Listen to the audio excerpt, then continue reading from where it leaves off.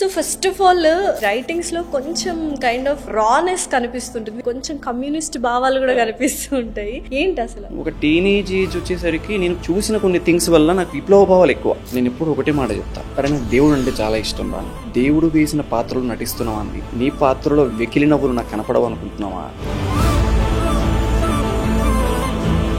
ఒక మనిషిని ఈజీగా కామెంట్ చేయడానికి సోషల్ మీడియా మనల్ని అలా ఫిక్స్ చేసింది. సో అయితే ఒకసారి సూర్యకాంతం గారు అన్నారు, మనసు అది ఉన్న కొద్దీ మనిషికి బాధే గానీ హాయి లేదు. నిజంగా మనసు మనిషి ఒక చోట ఉండకూడదు అనుకుంటా. నాకు గ్రాండ్ మదర్ వాళ్ళ ఇంట్లో ఉన్నప్పుడు ఏంటి అంటే, ఇంటి బయట ఒక బోర్డు ఉండేది, గేటు మూసి రాగలరు, కుక్కలు పలానా పందులు లోపలికి వస్తాయని. ఇప్పుడేం రాసింది? కుక్కలు లోపల ఉన్నాయి, జాగ్రత్త అని రాసింది. కుక్కలు విశ్వాసాన్ని నిలబెట్టుకున్నాయి కాబట్టి ఇంటి లోపల స్థానాన్ని సంపాదించాయి. మనిషి విశ్వాసాన్ని కోల్పోయాడు కాబట్టి రోడ్డును పడ్డాడు. సో ఇప్పుడు ఆస్పైరింగ్ యాక్టర్స్ కెరియర్ ని చూస్ చేసుకున్న వాళ్ళకి ఎంత డిఫికల్ట్ గా ఉంటుంది? ఎవ్రీడే పోరాడినట్టేనా? ప్రతి ఒక్క నటుడు కానీ నటి కానీ కెమెరా ముందుకు వెళ్తే మేము యాజ్ ఏ వైట్ పేపర్, కానీ అదే కాగితం మీద పిచ్చి గీతలు గీసే వాళ్ళు కూడా చాలా మంది ఉంటారు. మంచి రాతలను పట్టించుకునే వాళ్ళకంటే పిచ్చి గీతల్ని పట్టించుకునే వాళ్ళు చాలా ఎక్కువ. నిజాయితీగా ప్రేమించిన వాళ్ళే ఎప్పుడు సఫర్ అవుతూ ఉంటారు. ఎందుకని? ఈ రోజుల్లో ఎఫర్ట్స్ అనేవి యూజ్లెస్. నువ్వు వాళ్ళ కోసం ఎంత చేసినా నిన్ను ప్రేమగా చూసిన కళ్ళే నిన్ను చులకనగా చూస్తాయి. నీ మాట కోసం ఎదురు చూసిన చెవులే నీ మాట వింటే చిరాకు పడతాయి.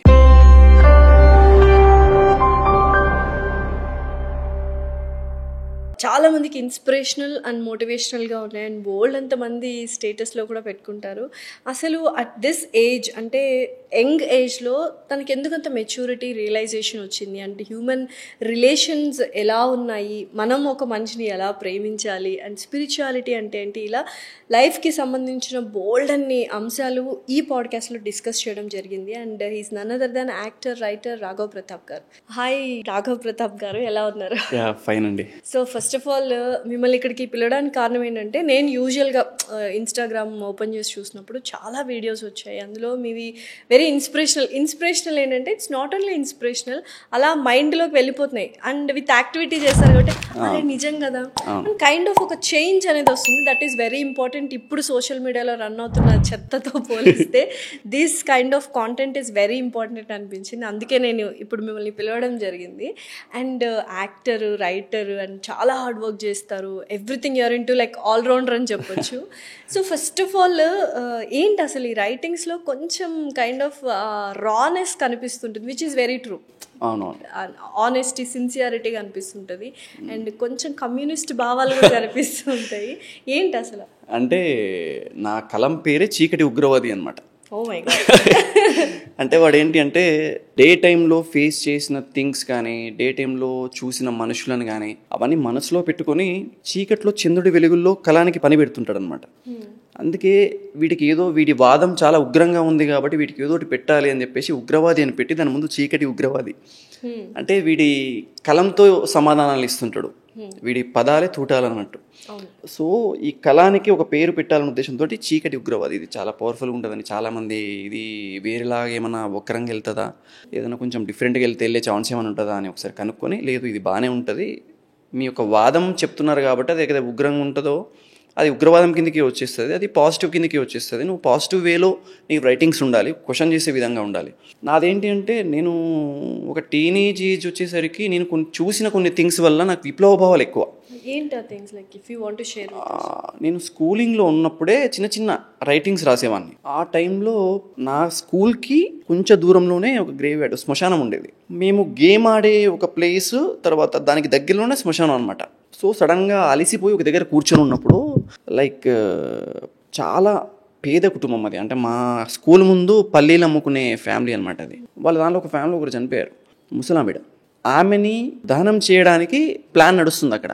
అదే టైంలో అదే ఏరియాలో టాప్ పర్సన్ చనిపోయాడు, పెద్ద ర్యాలీ జరుగుతుంది, ఓహో చాలా తదంగం నడుస్తుంది. ఓకే, ఇక్కడ నేను చూసింది ఏంటి అంటే, ఎవరైతే పేదవాడు జీవితమంతా పేదరికం అనుభవించి చనిపోయాడో తనని కాల్చడానికి కూడా కట్టెలు తక్కువై కట్టెలు ఏరుకోవడం నేను చూశాను. జీవితాంతం ధనికుడిగా బతికి శ్మశానానికి వచ్చిన తర్వాత కూడా చెక్కలతో ఏదో ఒక ఏమో చెక్కలతో కాలుస్తున్నారు, ఇది వంకరగా ఉంది, ఇది ఎందుకు పక్కకు పడేయడం చూసా.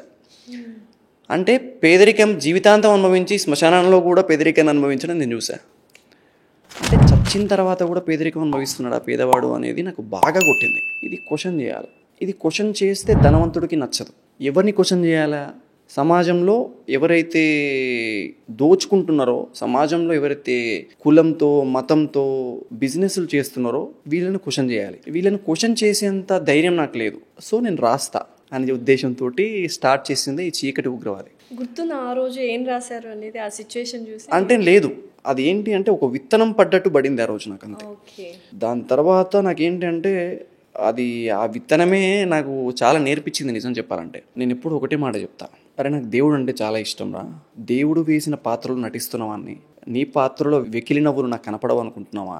అంటే ఒక మనిషి నడుస్తున్నప్పుడు ఈజీగా మనం వెకిలిగా నవ్వుతుంటాం, ఇన్సల్ట్ చేస్తుంటాం, కామెంట్ చేస్తుంటాం.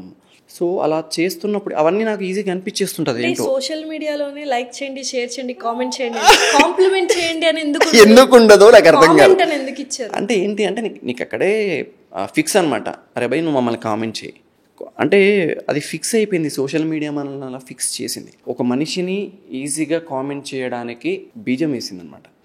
సో వీటన్నిటిని క్వశ్చన్ చేయాలనే ఉద్దేశంతో ఆ రోజు విత్తనం పడింది. సో అక్కడి నుంచే నేను నా రైటింగ్స్ కానీ కొంతమందిని హర్ట్ చేయొచ్చు, కొంతమందికి బాగా రే భలే చెప్తున్నాడు కదా అని దగ్గర అవ్వచ్చు, నాకు కొంతమందికి క్వశ్చన్ మార్క్ అవ్వచ్చు. ఏంటి అంత ఈజీనా ఒక మనిషిని హర్ట్ చేయడం మాటలతో? చేస్తున్నారు కదా. నేను ఒకటే ఈ మాంసపు ముద్ద ఉందా, రుచులు ఎరిగిన మాంసం ముద్ద అంట నేను. నాలుక, ఈ నాలుక ఏంటి అంటే చాలా ఉయ్యారంగా మెలికలు తిరుగుతూ పదప్రయోగాలు చేస్తుంది. ఆ మెలికలు తిరుగుతూ చేసిన పదప్రయోగాలకి 6 అడుగుల మనిషి అయినా సరే, రాయి లాంటి దృఢమైన మనసు లాంటి వాడైనా సరే పడిపోవాల్సిందే. ఎప్పుడైతే ఈ మాంసం ముద్దను అదుపులో పెట్టేసుకుంటావో నీ బంధం నిలబడుతుంది, నీ విలువలు నిలబడతాయి. ఈ మధ్య మనం చాలా చూస్తున్నాం, ఇది అదుపులో లేక ఎంతమంది పడిపోతున్నారు అనేది. మెయిన్గా ఒకటే మాట మాట్లాడతా, ఒక మనిషిని అంత ఈజీగా బాధ పెట్టొద్దు అనే థాట్ నీ మైండ్లో ఉండాలి. నేను ఎప్పుడు ఒకటి చెప్తా, ఎంత పెద్ద యుద్ధమైనా సరే ఫస్ట్ స్టార్ట్ అయ్యేది నీ మెదడులోనే. ఇదే నువ్వు ఆపేస్తే ఈ పురుగు ఎప్పుడు ఒకటి తిరుగుతా చూసారా, ఇది ఆపేసామనుకో ఎన్ని యుద్ధాలైనా ఆపేయచ్చు. ఎంత పెద్ద అనుభవమైనా సృష్టించబడింది ఫస్ట్ నీ ఆలోచనలోనే.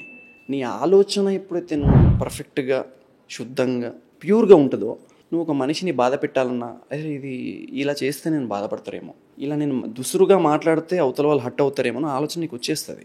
సో అది ఫస్ట్ ఉండాలి మైండ్లో. అది ఈ రోజుల్లో అది ఇప్పుడు ఓవర్ థింకింగ్ అయిపోతుంది, దానివల్ల చాలా. నేను ఒక విషయం చెప్పనా, over thinkers always think truth. నమ్ముతారా మీరు? Even I am also over thinker. ఇప్పుడు ఎగ్జాంపుల్ అమ్మో ఇది ఏదో వీడు ఏంటి, ఇప్పుడు నేను ఆలోచిస్తున్నా వీడు వెళ్తున్నాడు, ఫోన్పే పని చేస్తుందా లేదా, వీడికి ఇంతకుముందు ఫోన్పే పని చేయలేదు కదా, నిజంగానే మన ఫోన్పే పని చేయదు. ఈస్ ట్రైయింగ్ అనమాట.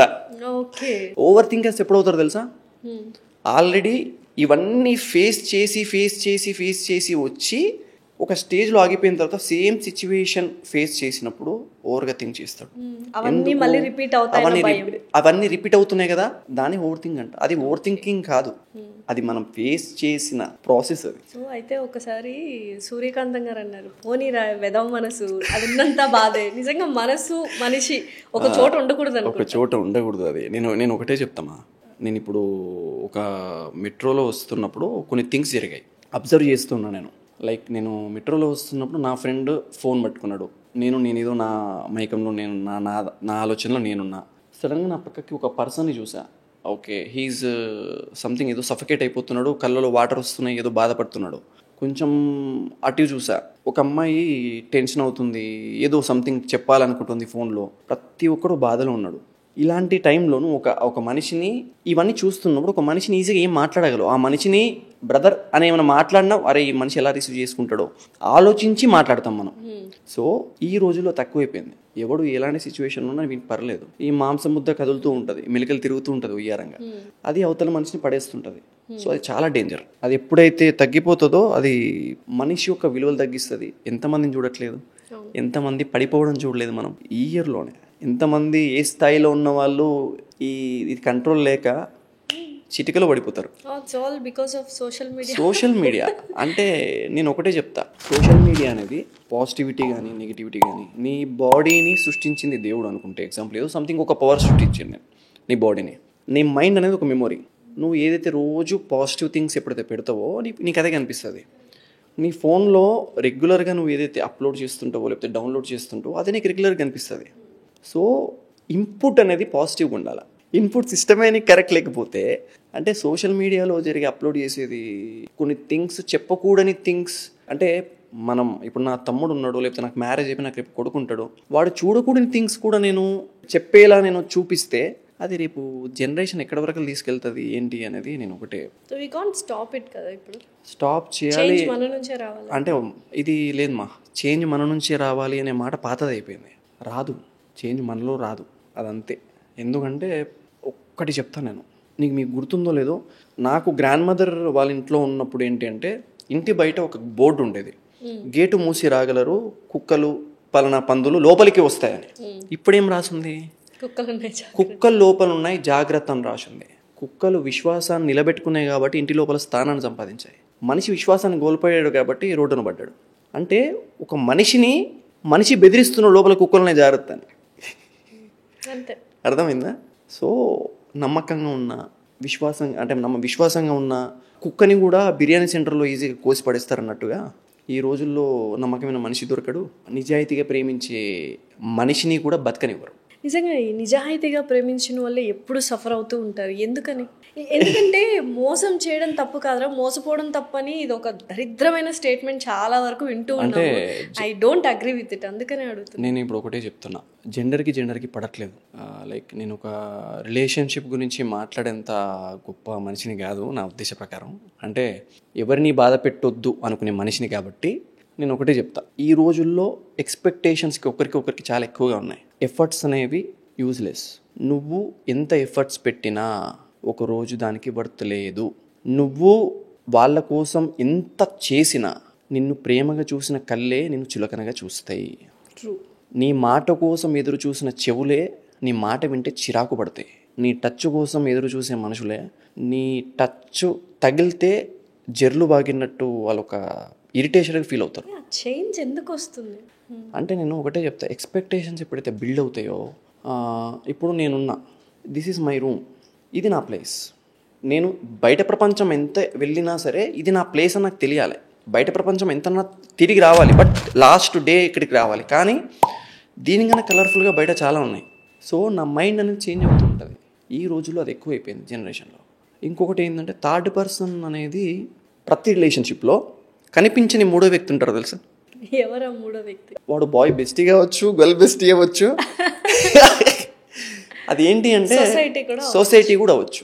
ఇప్పుడు ఎగ్జాంపుల్ ఇదేంటి అంటే రిలేషన్షిప్లో బాయ్ ఫ్రెండ్కి గర్ల్ ఫ్రెండ్కి మధ్యలో ఎఫర్ట్స్ ఎంత ఉన్నాయని వీళ్ళకే తెలుసు.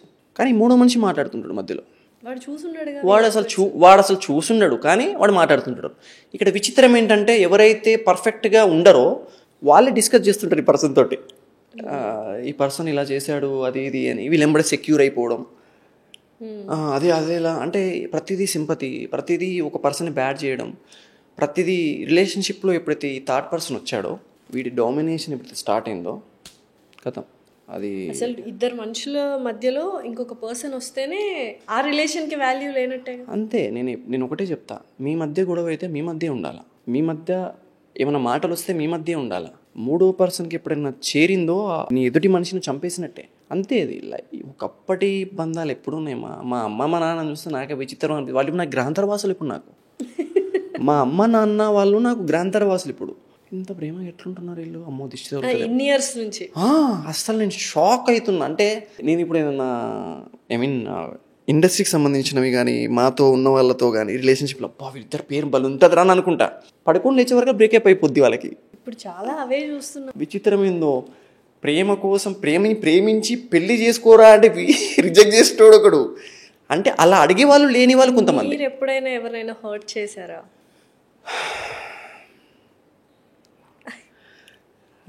సమాధానం ఇదే. నేను ఎవరిని అంటే నేను ఒకటే చెప్తా, నాకు కొన్ని రావుమా, నేను అంటే అంతే, నేనేం చెప్పలేను. అంటే నేను ఒకవేళ బాధ పెట్టే, నేను మేబీ కొన్ని విషయాలలో కొంతమందిని బాధ పెట్టినందుకేమో కొన్ని రిసీవ్ చేసుకున్నా, కొంత బాధను రిసీవ్ చేసుకున్నాను నేను. అయితే ఇప్పుడు చాలా వరకు రిలేషన్స్ గురించి మాట్లాడుకుంటున్నప్పుడు వెరీ రెగ్యులర్ కామన్ స్టేట్మెంట్ ఏంటంటే ఇప్పుడు జరుగుతున్న సిచ్యువేషన్స్లో మనం ఎక్కువ ప్రేమిస్తుంటే వాల్యూ అంత ఎక్కువ పెరగాలి, అవును. వాల్యూ తగ్గిపోతూ ఉంటుంది. ఎందుకు? అండ్ ఇంకొకటి ఏంటంటే ఓవర్ లవ్ చేసేస్తున్నావు, నాకు ఇరిటేషన్గా ఉంది. అసలు లవ్ అంటే లవ్ అంతే, దాన్ని ఓవర్ లవ్ అండర్ లవ్ ఏంటి, ఆ వర్డ్సే లేవు నా డిక్షనరీలో అనిపిస్తుంది. అంటే do you believe in over love? అతి ప్రేమ నమ్ముతా నేను.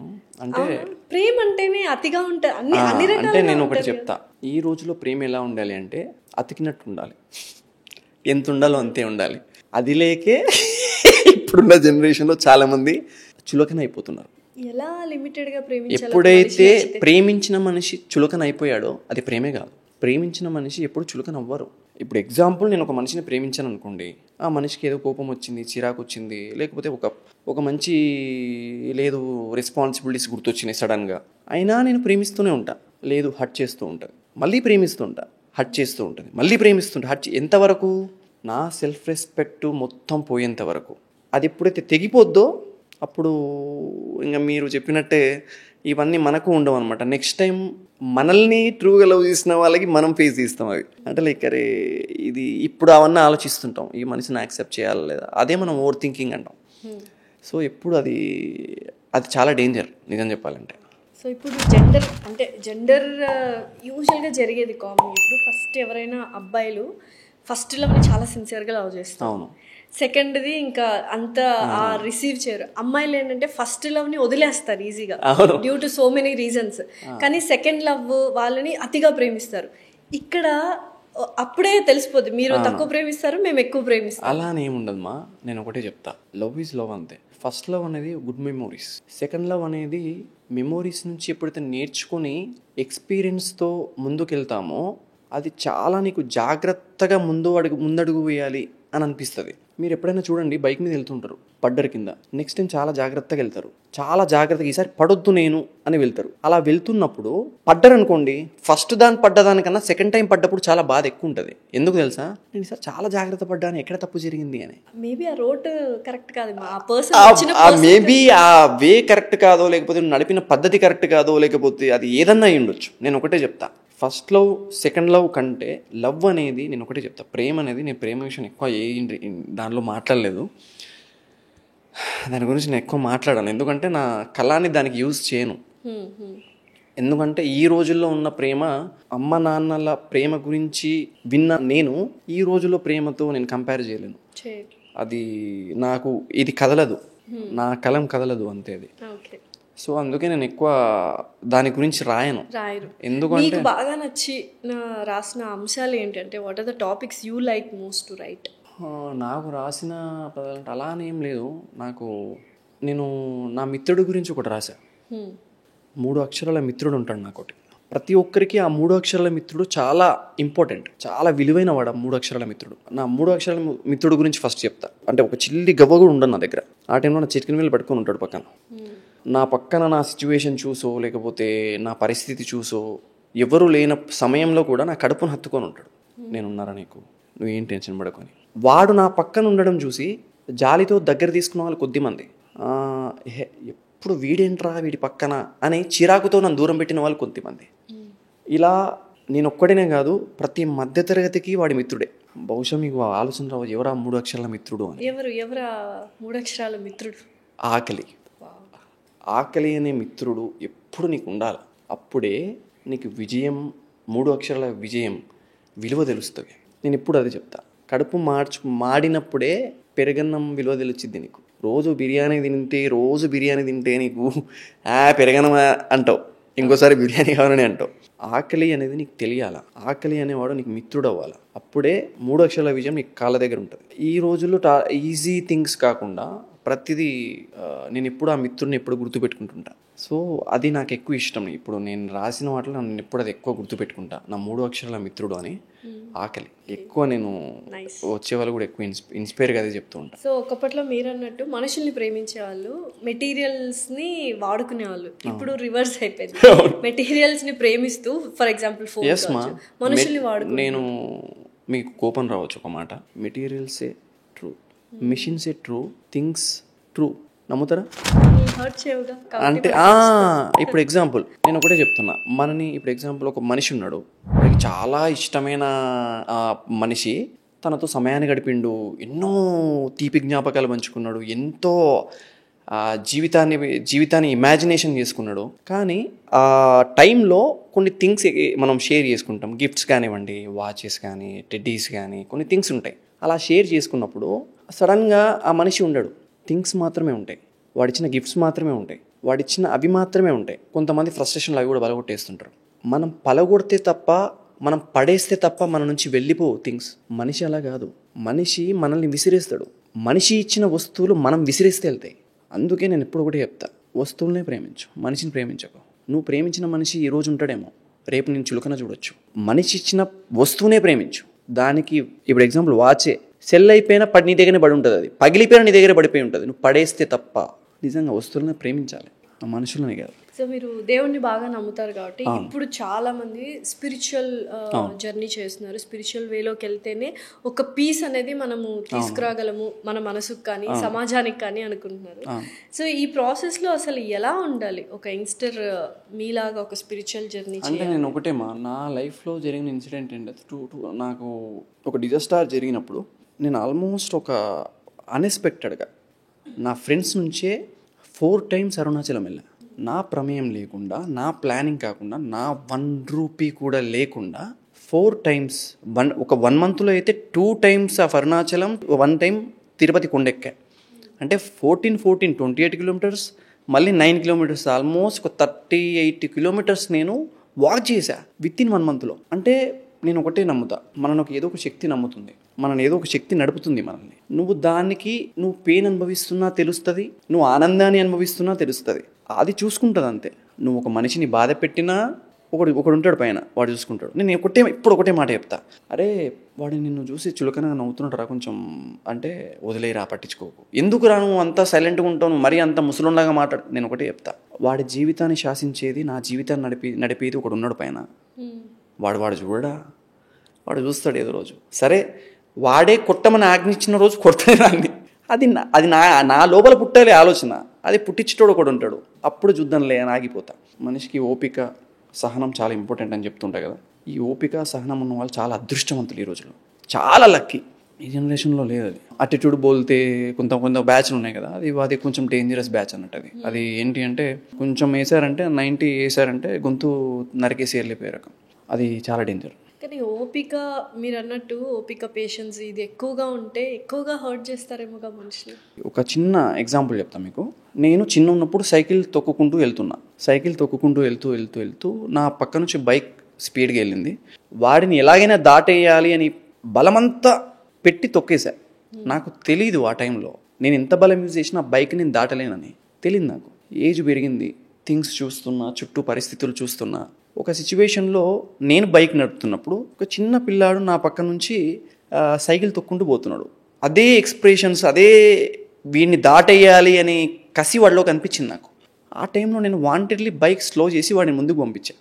వాడు చాలా ఒక ప్రపంచాన్ని జయించినంత అది ఫీల్ అయ్యాడు వాడు. ఇక్కడ మీకు ఏం కనిపించింది? నా ఎక్స్పీరియన్స్, నా అనుభవాలు ఒక మనిషిని బాధ పెట్టకూడదు నేర్పించాయి నాకు. నువ్వు చిన్నప్పుడు నుంచి నువ్వు రిసీవ్ చేసుకున్న థింగ్స్ ఉంటాయి చూసావా, నువ్వు రిసీవ్ చేసుకున్న కొన్ని థింగ్స్ ఉంటాయి. ఇలా చేస్తే మనిషి బాధపడతాడు, ఇలా చేస్తే మనిషి బాధపడతాడు, అర్థమైందా? అరే ఇలా చేస్తే మనిషి బాధపడతాడు, ఇలా చేస్తేనే మనిషి బాధపడతాడు. ఈ రెండు తీసుకునే విధానాన్ని బట్టి నువ్వు పెరుగుతావు. ఎప్పుడైతే అది నేర్చుకుంటావు, చిన్నప్పటి నుంచి నువ్వు పెరిగి, అంటే రిసీవింగ్. ఇప్పుడున్న పిల్లలకి నేను అదే చెప్తా, రిసీవింగ్ అనేది చాలా ఇంపార్టెంట్. పాజిటివ్గా తీసుకోలేదైనా సరే, ఒక మనిషి కింద పడ్డి అది అంటే అది నువ్వు ఆనందంగా చూడొద్దు. ఆ టైంలో అలా చేయకూడదు, నువ్వు ఆలోచించాలి. అది తక్కువైపోయింది ఈ జనరేషన్లో. సో ఇది ఎప్పుడైతే నేర్చుకుంటామో ఇప్పుడు నేను ఎప్పుడైతే ఈ అబ్బాయిని చూసి నేను హ్యాపీగా ఫీల్ అయ్యానో, నువ్వు ఒక మనిషిని హ్యాపీనెస్ చూడడానికి ఇష్టపడతావు. అరే అంటే ఒక మనిషి హ్యాపీగా ఎప్పుడు కనిపిస్తాడు మనకి, మనం ఏదన్నా సంతోషపరచాలి ఆ పర్సన్ని. సో ఎప్పుడు నువ్వు ఆ పర్సన్ హ్యాపీనెస్నే కోరుకుంటాం. సో అది మెయిన్ ఇంపార్టెంట్. లైఫ్లో రెగ్రెట్స్ అనేవి ఉండాలా? ఒక తప్పు చేసి ఉంటాము, దానికి రెగ్రెట్ ఫీల్ ఉంటాం, అది క్యారీ ఓవర్ చేయాలా మనం? నువ్వు ఒక మనిషిని బాధ పెడితే సారీ చెప్పడానికి నీ ఈగో ఆపకూడదు. నీ ఈగో ఎప్పుడైతే నేను ఆపిందో, నువ్వు లైఫ్ లాంగ్ రిగ్రెట్ని ఫేస్ చేయాల్సిందే. నీ ఈగో అనేది, నువ్వు తప్పు చేస్తే క్షమాపణ. ఇప్పుడు నేను పలానా ఒక విషయంలో తప్పు చేశాను, క్షమాపణ అడగడానికి తప్పేముంది? నీ మైండ్ అనేది యాక్సెప్ట్ చేయగలగాలి. ఇది యాక్సెప్ట్ చేయగలిగినా ఇది ఒప్పుకోదు. ఇందులో యాటిట్యూడ్ ఎక్కువ ఉండిద్ది. ఇక్కడ ఎంత సాదాగా ఉన్నా కూడా ఇక్కడ అటిట్యూడ్ అనేది ఒక సెల్ఫ్ రెస్పెక్ట్ నేను ఎందుకు చెప్పాలి, అది ఉండకూడదు. ప్రేమలో అది ఉండవు. రిలేషన్షిప్లో కానీ ఫ్రెండ్స్ మధ్యలో కానీ, నాట్ ఓన్లీ ఇన్ లవ్, రిలేషన్షిప్లో కానీ ప్రేమలో కానీ ఫ్రెండ్షిప్లో కానీ ఏదైనా కావచ్చు, సెల్ఫ్ రెస్పెక్ట్ అని పోయేంత వరకు లాగకండి. లాగినా కూడా పరిగెత్తే వాళ్ళు కొంతమంది ఉంటారు, ఓవర్ థింకర్స్ లాంటి వాళ్ళు. ఇంకా వాళ్ళకి మనం ఏం చెప్పలేము. కాకపోతే క్షమాపణ చెప్పడంలో నేను ఒక్కటే చెప్తా, నువ్వు పెట్టిన ఎఫర్ట్స్కి అంత ఎఫర్ట్స్ పెట్టినోడివి ఒక చిన్న సారీ ఎఫర్ట్ పెట్టలేవా, చిన్న సారీ ఎఫర్ట్ చేయలేవా నువ్వు? లైఫ్ విల్ బి ఈజీ అంతే ఫర్ బోత్. అంతే. సో లైఫ్లో ఎక్స్పెక్ట్ చేయకూడదు, యాక్సెప్ట్ చేయాలి అని ఇప్పుడు చాలామంది చెప్తున్నారు. What do you want to comment about it? నీకంటూ రావాల్సింది నీ దగ్గరికి పక్కా వస్తుంది. నీకు రావాల్సింది ఉంటే పక్కా వస్తుంది. ఫస్ట్ అది మైండ్లో పెట్టుకోవాలి. నేను ఎప్పుడు కొంతమందికి లవ్ చేసే ముందు ఒకసారి చెప్తా, జాగ్రత్త, నిన్ను ప్రేమగా చూసే కళ్ళే చులకనగా చూసే రోజు వస్తుంది. నీ మాట కోసం ఎదురు చూసే చెవులే చిరాకు పడి మూసుకునే రోజు వస్తుంది. గుర్తుపెట్టుకో మిత్రమా, చాలా జాగ్రత్తగా ఉండు. ఆ రోజు వరకు నేను రాసిన చీకటి ఉగ్రవాది కలంలో ఒకటి ఉంటుంది, తోడుగా ఉంటారులే అనుకున్న వాళ్ళే తోడేళ్ళ వాళ్ళు పీకు తింటారు. చివరి వరకు ఉంటారులే అనుకున్న వాళ్ళే నీకు తెలియకుండా నీ చితిని పేరుస్తూ ఉంటారు. ఆదుకుంటారులే అనుకున్న వాళ్ళే అందనంత దూరం వెళ్ళిపోతారు. నువ్వు అనుకున్నది కాదు మిత్రమా జీవితం, విధిరాత అన్నది ఒకటి ఉంటుంది, అది శాశ్వతం. సో నువ్వు ఎప్పుడు ఒకటి మైండ్లో పెట్టుకోవాలి. ఒక మనిషిని అభిమానించినప్పుడు, ఒక మనిషిని ప్రేమించినప్పుడు, ఒక మనిషితో స్నేహం చేసినప్పుడు వాడితో పీక్స్లో వెళ్ళిపోతే నువ్వు యాక్సెప్టెన్స్ కూడా చేయాలి. వాడు వెళ్ళిపోతున్నాడు, you have to accept it. నువ్వు యాక్సెప్ట్ చేయగలగాలి. ఈ రోజులో ఏంటి అంటే ఎఫర్ట్స్ అనేవి కనపడట్లేదు, ఎఫర్ట్స్ అనేవి వర్త్లెస్ అయిపోతున్నాయి. ఎఫర్ట్స్ లేని మనిషికే ఎక్కువ గుర్తింపు. అంటే వాడు అసలు ఎలాంటి ఎఫర్ట్స్ పెట్టడు, వాడికి గుర్తింపు ఎక్కువ. ఫర్ ఎగ్జాంపుల్ నేను ఒకటే చెప్తా, మన జంతువులలోనే తీసుకుందాం. మీకు ఇష్టమైన పెట్టి చెప్పండి. ఒక నిమిషం ఆలోచించండి. డాగ్ కొన్ని సంవత్సరాల నుంచి మన దగ్గర, మహా అంటే ఒక 100 years మనం వాటిని కొన్ని 100 years నుంచి మనం పెంచుతూ ఉన్నాం, అభిమానిస్తూ ఉన్నాం. పెట్ లవర్. గుర్రాలు కొన్ని 100 సంవత్సరాల నుంచి మనతో యుద్ధాలు చేసినాయి, మనతో పాటు పోరాడినాయి, మనతో పాటు నదులను చెరువులను దాటేసినాయి, మనతో పాటు ప్రాణాలు వదిలేసాయి. దాన్ని వదిలేసి విశ్వాసంగా ఉన్నా సరే, విశ్వాసంగా ఉంది అనే ఉద్దేశంతో నీతో పోరాడిన మనిషిని పక్కకు వదిలేసి కుక్కని బెస్ట్ ఫ్రెండ్ అన్నాం చూసావా. జంతువులనే మనం అట్లున్నప్పుడు ఆఫ్టర్ ఆల్ మనుషులం ఎంత అసలు ఒక రిలేషన్షిప్లో మనం ఎఫర్ట్ పెట్టాలా వద్దా? నేను ఒక ఎగ్జాంపుల్ చూపిస్తా. ఒక పెన్, ఇదేంటి చుక్క, ఇదేంటి హ్యాండ్. మీకు ఈ డాట్ కనపడట్లేదా? ఓ, ఇది నా ముందు రాశారు కాబట్టి డాట్ కనిపించింది. యాక్చువల్లీ మీ ముందు నేను ఎఫర్ట్ చూపించా, అందుకే మీ కళ్ళల్లో పడింది. మీ ముందు చేయలేదు నేను ఇది. ఓకే. రిలేషన్షిప్లో ఎఫర్ట్స్ చాలా ఇంపార్టెంట్. నువ్వు చేసే ప్రతి పని రిజిస్టర్ అవుతుంది. నువ్వు ప్రేమించిన మనిషి విషయంలో కావచ్చు, నువ్వు ఫ్రెండ్స్ విషయంలో కావచ్చు, ఏదైనా విషయంలో కావచ్చు. Efforts must in relationship. Efforts లేకుండా నువ్వు ఎక్స్పెక్టేషన్స్ పెట్టుకున్నావు అంటే అది నీకు బాధనే మిగులుస్తుంది తప్ప అది ముందుకు వెళ్ళదు. కానీ ఇక్కడ చెప్తుంటారు కదా, నేను నిన్ను ప్రేమిస్తున్నా, నీకు అర్థం కావట్లేదు, ఎక్కువ ప్రేమిస్తు వింటుంటాం కానీ చూపించం, కనిపించదు. ఎఫర్ట్స్ అనేవి ఎప్పుడు నువ్వు ప్రేమించే మనిషికి కనిపిస్తూ ఉండాలి, ఎక్స్పోజ్ చేస్తూ ఉండాలి. అప్పుడే. సో ప్రేమిస్తున్నాను కదా పద్దాకలా చెప్పాలి ఐ లవ్ యూ అని అంటారు. చెప్పడము చూపించడం ఎంతవరకు ఇంపార్టెంట్ అంటే నేను ఒకటే చెప్తా, అది కూడా కొంచెం అమ్మాయి మనసు ఏంటి అంటే చిన్న పిల్లలా మారిపోద్ది. తను కంపెనీకి బాస్ అయినా సరే, అబ్బాయి అయినా సరే, ఒక కంపెనీ నడిపిన బాస్ అయినా సరే, తను ప్రేమించే మనిషి దగ్గరికి వచ్చేసరికి చిన్న పిల్లలా అయిపోతాడు, సిల్లీ థింగ్స్ చేస్తుంటాడు. అమ్మాయి కూడా సిల్లీ థింగ్స్ చేస్తుంటుంది. తనకెంత తెలివి ఉన్నా, 10 మందిని కూర్చోబెట్టి మాట్లాడగలిగే శక్తి ఉన్నా తన బాయ్ ఫ్రెండ్ ముందు ఇదేంటి అని అడుగుతుంటుంది, సిల్లీ థింగ్స్. అబ్బాయి అయినా సరే, వాడి ముందు ఇంతమంది టీం ఉన్నా ప్రేమించే మనిషి వాడెంత కెపాసిటీ అంతా మర్చిపోతాడు తన ప్రేమించిన మనిషి దగ్గర. ఎందుకు అంటే వాడిని ఆ స్థానంలో పెడతారు కాబట్టి. వీడి శక్తిని మర్చిపోతారు తెలుసా. ప్రేమ అంటే ఏంటి, ఎదుటి మనిషిలో ఉన్న ప్రేమని, అంటే ఆ ఒక్క ప్రేమ వీని యొక్క శక్తిని మరిపించేలా చేస్తుంది. అందుకే ఇప్పుడు పూరి జగన్నాథ్ ఎప్పుడు ఒక మాట అంటారు, ప్రేమ నిన్ను పిచ్చోని చేస్తుంది, ప్రేమ నిన్ను ఓడేలా చేస్తుంది, ప్రేమ నిన్ను వీక్ చేస్తుంది. ఎప్పుడైతే నువ్వు ఆ మనిషిని అతిగా ప్రేమిస్తావో నిన్ను నువ్వు తక్కువ చేసుకుంటున్నట్టు, నిన్ను నువ్వు నీకన్నా ఎక్కువ ప్రేమించేసి అది నిన్ను దిగజారుస్తుందే తప్ప ఎప్పుడు నిన్ను ఆ స్థానంలో పెట్టదు. రిలేషన్షిప్లో ఎప్పుడు రెస్పెక్ట్ చాలా ఇంపార్టెంట్. ఎలాంటి మిస్టేక్ చేసినప్పుడు యాక్సెప్టెన్సీ, లాయల్టీ, ఇవన్నీ యాక్సెప్టెన్స్ అనేది చాలా ఇంపార్టెంట్.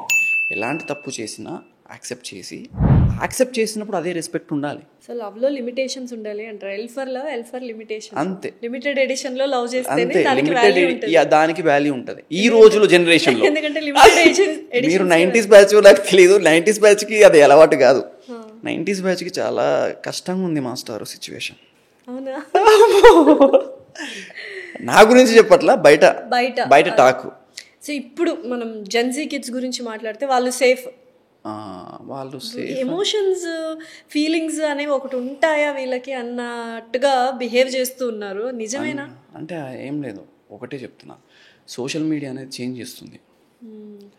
సోషల్ మీడియా అంటే వాళ్ళకి ఏంటంటే బంధాలు బాంధవ్యాలు తెలీదు, వీళ్ళు నాకేమవుతారో తెలీదు, వీళ్ళెవరు అనేది ఒక ఐడియా ఉండదు. నిజం చెప్పాలంటే అలా ఉంటేనే బెటర్ అనిపిస్తుంది. అలా అంటే నేను అది అదే కదా చెప్పేది. నా ఫ్రెండ్స్కి నా గురించి ఏదన్నా పదాల రూపంలో చెప్పాలంటే, అరే పైన శంకరుడు గరళంలో విషం పెట్టుకున్నాడు, కింద ఈ రాఘవుడు గుండెలో బాధని నింపుకున్నాడు రా అంటే, ఎవరు నింపారు ఆ బాధ అని అంటే నా బంధువుల అంటే ఇలా ఫన్గా. సో నేను ఏంటి అంటే బంధాలు బాంధవ్యాలు ఉండాలి, అది ఎంతవరకు మనకి తీపి జ్ఞాపకాలు మిగిల్చాలి, మనకంటూ సపోర్ట్గా ఉండాలి. ఈ రోజులో అవి లేవు. అంటే నేను యాక్టింగ్ ఫీల్డ్లో ఉన్నా కాబట్టి లైక్ నాకు రిలేషన్షిప్ సంబంధించిన ఎమోషన్స్ ఎక్కువ. నాకేంటి అంటే లైక్ నాకు ఏదైనా కొంచెం వీళ్ళు ఏమన్నా అమ్మో వాళ్ళ నుంచి ఏమైనా నెగిటివిటీ వస్తుందేమో భయంతోనే ముందే జాగ్రత్త పడుతుంటా. నేను చేయని తప్పుకి నా మీద పడుతుందేమో అని ఎక్కువ భయం అవుతుంటుంది నాకు అది. సో అది ఇప్పుడు ఆస్పైరింగ్ యాక్టర్స్ సినిమాల్లో అంటే కెరియర్ని చూస్ చేసుకునే వాళ్ళకి ఎంత డిఫికల్ట్గా ఉంటుంది, ఎవ్రీడే పోరాడినట్టేనా? బీయింగ్ యాక్టర్ అనేది నటుడిగా ఉండడం సులువు కాదు నా దృష్టిలో. నేను ఎప్పుడూ ఒకటి చెప్తా, లైఫ్ని కానీ యాజ్ ఏ యాక్టర్గా పేపర్తో పోలుస్తా. ప్రతి ఒక్క నటుడు కానీ నటి కానీ కెమెరా ముందుకు వెళ్తే మేము యాజ్ ఏ వైట్ పేపర్. ఎలా అంటే డైరెక్టర్ ఏది చెప్తాడో, రైటర్ ఏది రాస్తాడో అది మాత్రమే మేము ఎక్స్పోజ్ చేయాలి, బ్లాంక్. మేము అది మాత్రమే విత్ ఎక్స్ప్రెషన్స్తో చూపెట్టాలి. అంటే మేము చాలా ప్యూర్గా వైట్గా ఉండాలి మేము. కానీ అదే కాగితం మీద పిచ్చి గీతలు గీసే వాళ్ళు కూడా చాలామంది ఉంటారు. మంచి రాతలను పట్టించుకునే వాళ్ళకంటే పిచ్చి గీతలని పట్టించుకునే వాళ్ళు చాలా ఎక్కువ. తెల్లని కాగితం మీద ఉన్న అందమైన రాతలు పట్టించుకునే వాళ్ళకంటే ఆ కాగితం మీద ఎన్ని మడతలు ఉన్నాయో లెక్క పెట్టే వాళ్ళే ఎక్కువ. సో నేను ఇప్పుడు ఎగ్జాంపుల్ నేను కొన్ని ఫేస్ చేస్తాను. నాన్న ఇట్లా మా అబ్బాయి ఉన్నాడు, కొంచెం మనకి చదువు అవ్వట్లేదు, కొంచెం చూడండి ఇండస్ట్రీ. చదవకపోతే ఇండస్ట్రీయా అంటే నీకు చదువు రాకపోతే ఇండస్ట్రీయా లాస్ట్ ఇంకా ఆప్షన్? అరే నేను బీఎస్సీ కంప్యూటర్స్ చదువుతున్నారా భయ్, నాకంటూ ఒక నాలెడ్జ్ ఉంది, నేను మాట్లాడగలుగుతాను, నేను రైటర్ని అంటే అదొకటి ముద్ర పడిపోయింది. గాలికి తిరుగుతున్నాడు అంటే అది అరే భయ్ నేను ఒకటి చెప్తాను, నేను కరెక్ట్ 6 నెలలు కూర్చొని ఒక జాబ్ కొట్టగలుగుతా, నువ్వు 6 నెలలు కూర్చో ఒక సినిమాది నాట్ పాసిబుల్. నేను ఒకటే చెప్తా, ఇండస్ట్రీలో ఏంటి అంటే మనం ఒక ఇల్లు సంపాదించాలన్న రెంట్కి కష్టం ఇండస్ట్రీలో ఉంటారా అదొక అదన్నట్టు. మళ్ళీ వాళ్ళు చూసేది మావే చూస్తుంటారు, అన్నీ బాగా చేస్తాడు అది అని చెప్పేసి మావే కావాలి. సో ఇవన్నీ కొంచెం చాలా కష్టం ఒక ఆర్టిస్ట్కి, ఒక యాక్టర్గా. Not easy things. ఇప్పుడు నాకు అదృష్టం కొద్దీ నాకు మంచి ఓనర్ ఉన్నాడు కాబట్టి కొంతమంది చాలా ఫేస్ చేశారు నా ఫ్రెండ్స్. సో అది యాక్టర్గా అనేది నాట్ ఈజీ. అన్నీ వాడి మీదనే రుద్దుతుంటారు, ఆ కాగితం మీదే రుద్దుతుంటారు, అది చాలా డేంజర్. కరెక్ట్. ఎప్పుడైనా అనిపించిందా అరే ఈ ఫీల్డ్ కాకుండా నార్మల్గా వేరే ఫీల్డ్ అంటే నెవర్. ఎందుకు? కష్టాలున్నా అందులోనే. అంటే నేను ఒకటే చెప్తాను, మా నాన్న గవర్నమెంట్ టీచర్, ఆయనకి ఎప్పుడు ఒక ఆశ ఉండేది, నా కొడుకు కూడా గవర్నమెంట్ జాబ్లో ఉంటే బాగుండేది అని ఒక ఆశ ఉండేది. రైల్వే డిపార్ట్మెంట్కి, పోలీస్ డిపార్ట్మెంట్కి, సెంట్రల్ గవర్నమెంట్ పోలీస్ డిపార్ట్మెంట్ అన్నీ, ఢిల్లీ పోలీస్ అన్నీ ట్రై చేశాను. ఎక్కడో అదే వెలితి. ఒకవేళ వచ్చినా కూడా ఒక ప్రైమరీ స్కూల్ గవర్నమెంట్ జాబ్ వచ్చినా కూడా వద్దులే, ఎందుకు నాయన పోతే స్టక్ అయిపోతానన్న సిచ్యువేషన్లో ఆగిపోయాను నేను. ఎందుకు వచ్చింది? నా ప్యాషన్ వేరు.